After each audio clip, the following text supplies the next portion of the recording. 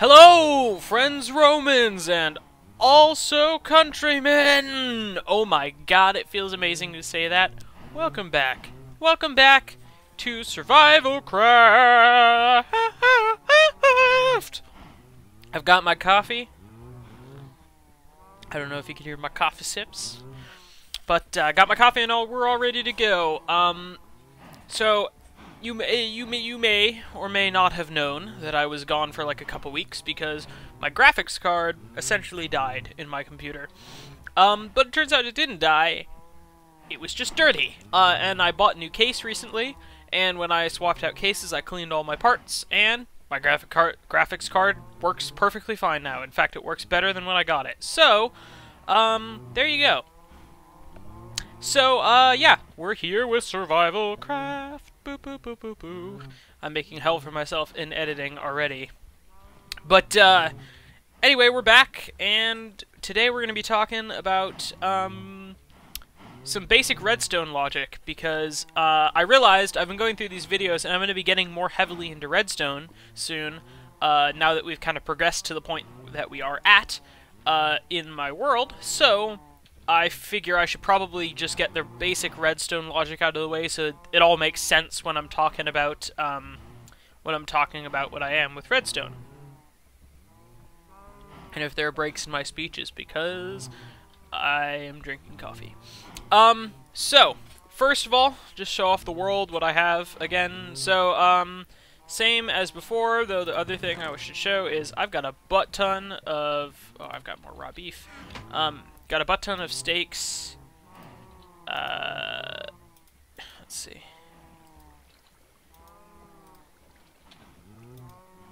There. Yeah, we've got a lot of food, and we've got a lot of leather as well. This is due to my just abundant cow farm here. Lots of cows. My wheat farm sustains the cow farm, my cow farm sustains me, and also my leather habits, and, yeah, that's about it.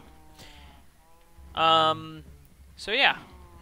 Anyway, let's just take a look at things. We got the tree farm, as we had before. We've got everything here as we had before. We should harvest things here. Start the episode that way. Bwah! Pachoo!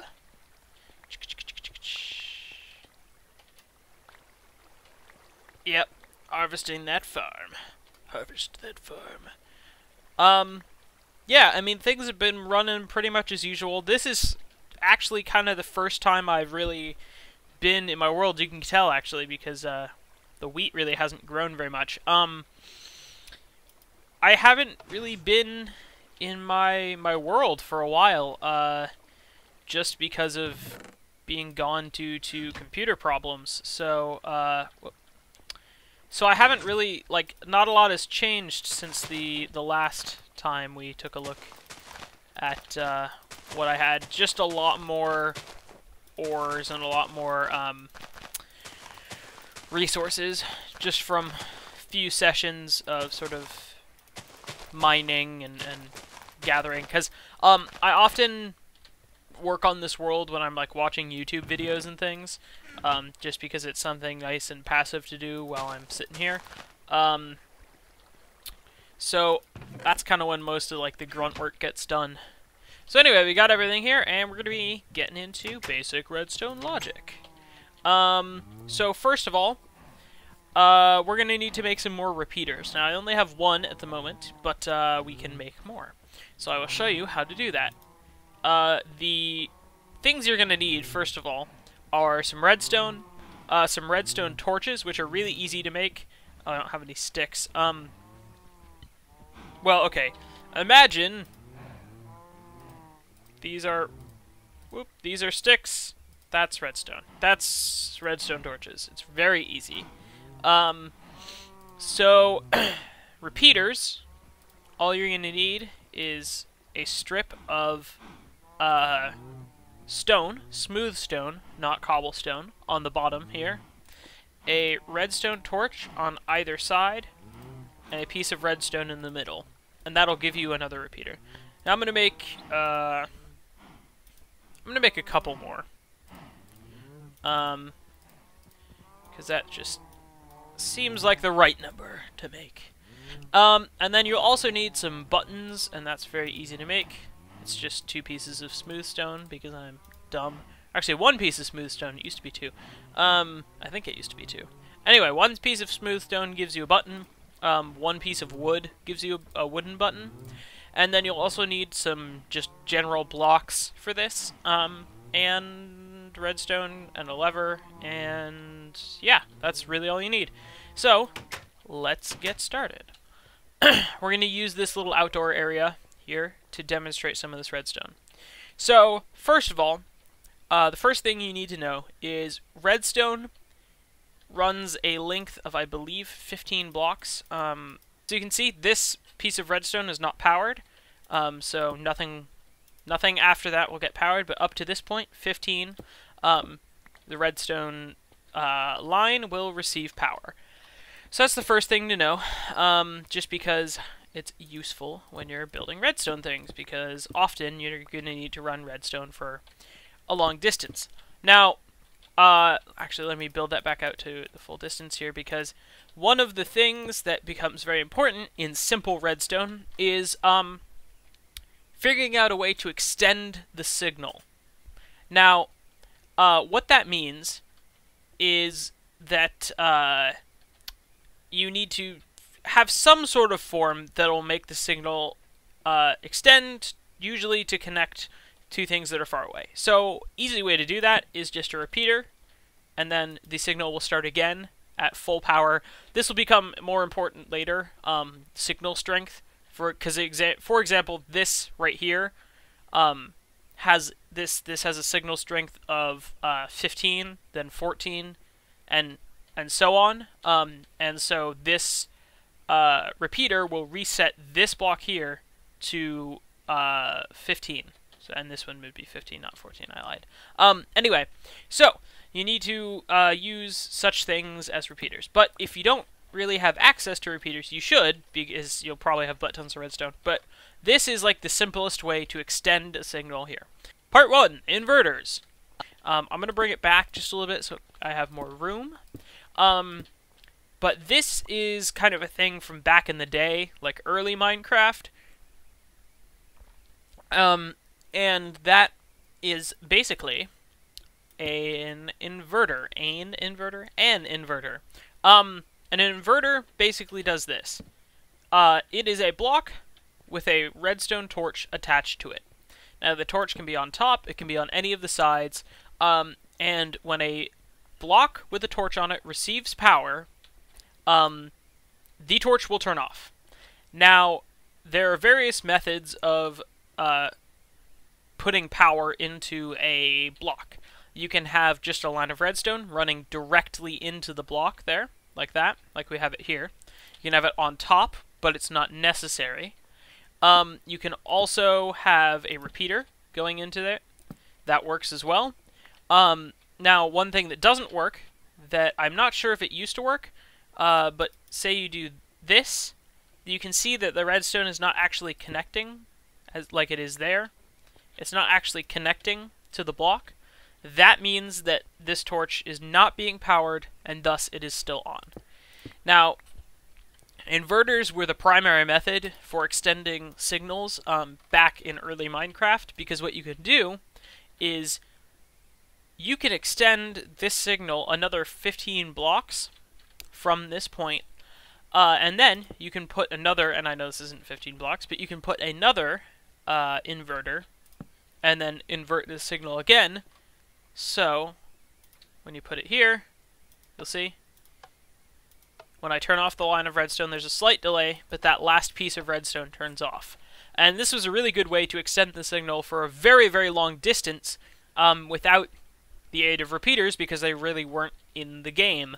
Now, repeaters make that a lot easier, because they will automatically extend the signal, and you won't need 2 inverters, because what used to have to happen is you would, if you wanted to just do essentially what a repeater did, you would have to have something like this, where you had a a block with redstone like this, or a block with a redstone torch like this, and then you would have something where either you have like a piece of redstone here and then another torch. I'm not going to break that actually. Another torch attached to the side of this block, or you could do something like this,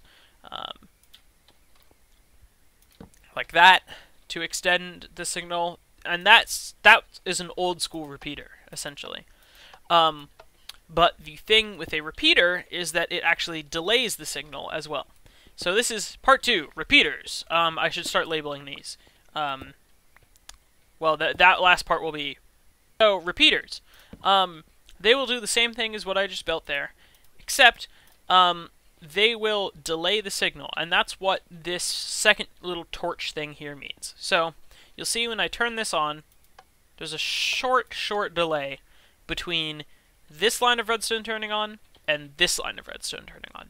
And when you right-click the repeater, that changes the length. So this is measured in ticks, and when you get heavily into redstone like I am, things are very, very mathematically measured in ticks.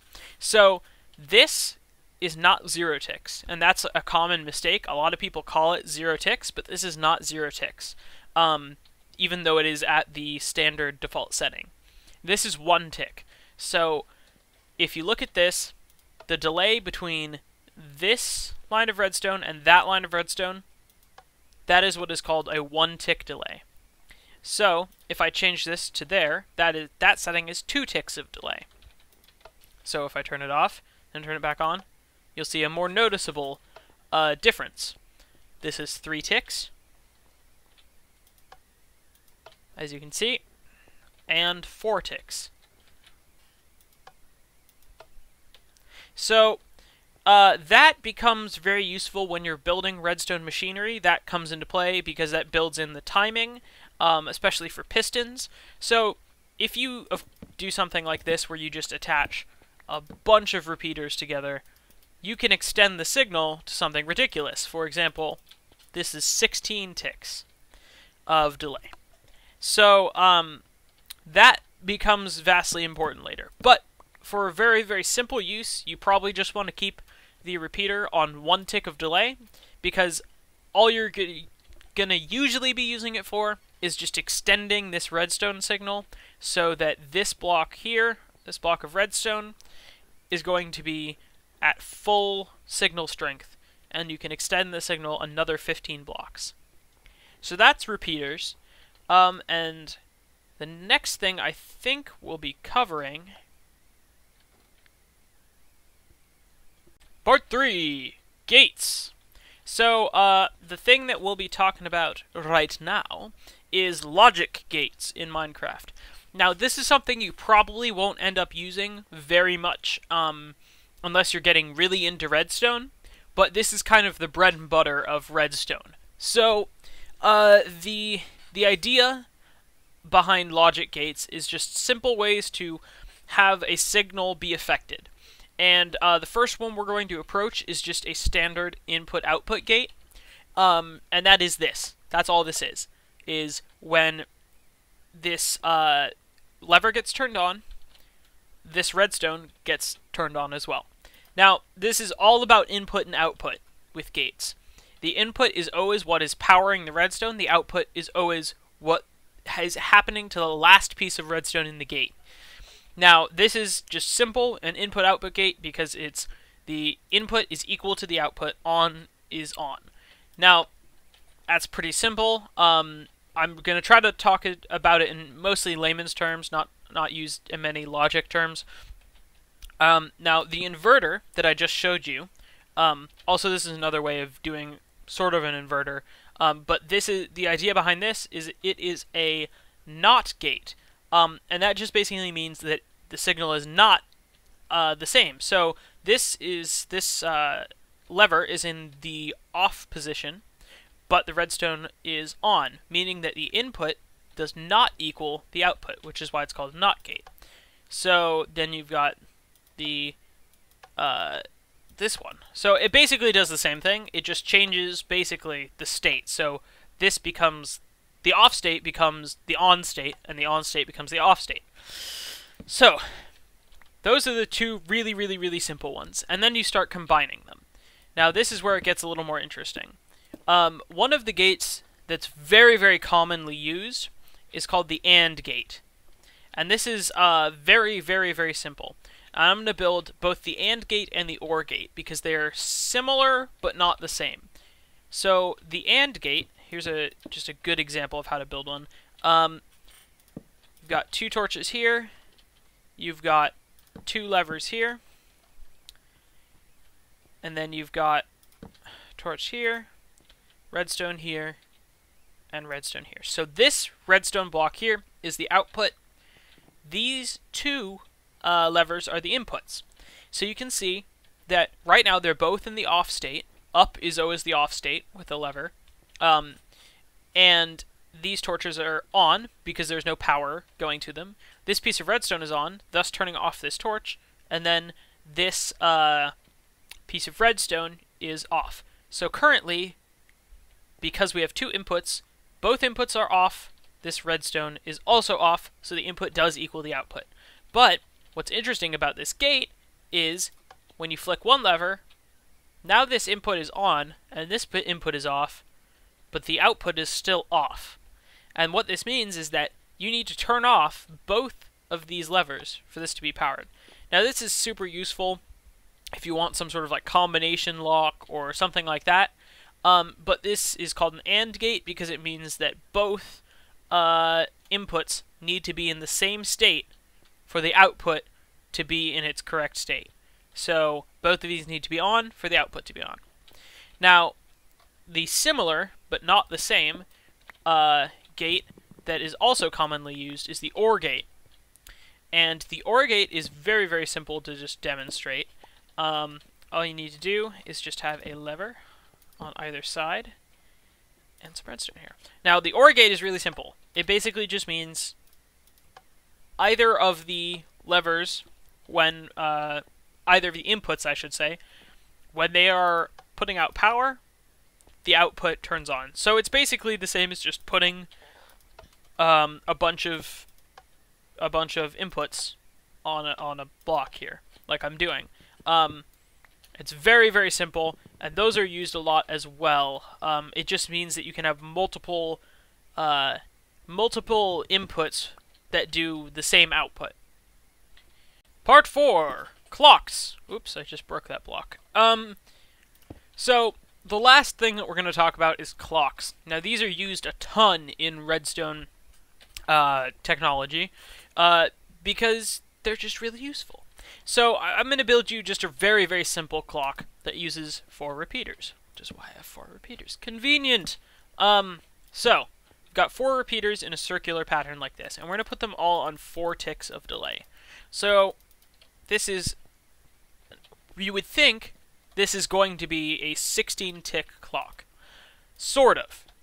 But it works like this. If I power this piece of redstone here, very, very briefly, you'll see that the redstone signal circles. And it means that between each of these dots of redstone being powered, there is 4 ticks of delay. So what you can do then is have, say, this is a poor example because it doesn't really do anything, but you can do this. So this means that there are 12 ticks of delay between every time this torch turns off. So that's because the signal goes here, then there's 4 ticks of delay, 4 ticks of delay, 4 ticks of delay, so that's 12.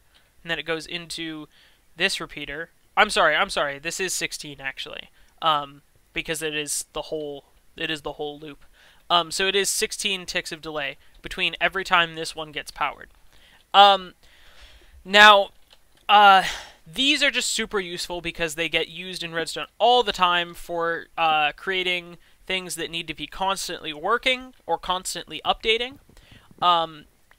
You will also see clocks referred to as something that looks a little more like this.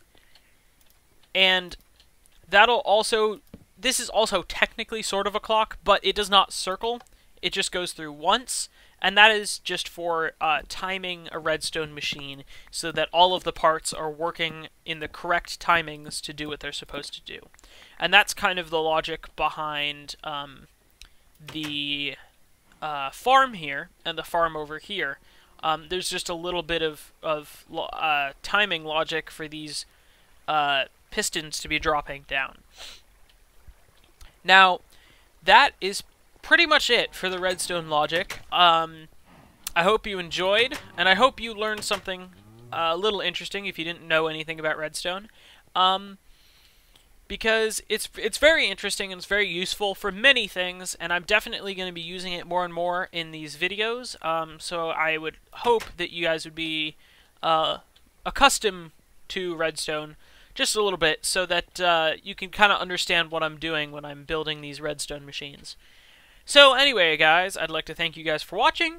Make sure to check out our website, namelesspixel.net. Actually, at the time that this is coming out right now, all that's going to be up on namelesspixel.net is probably Hitman Absolution.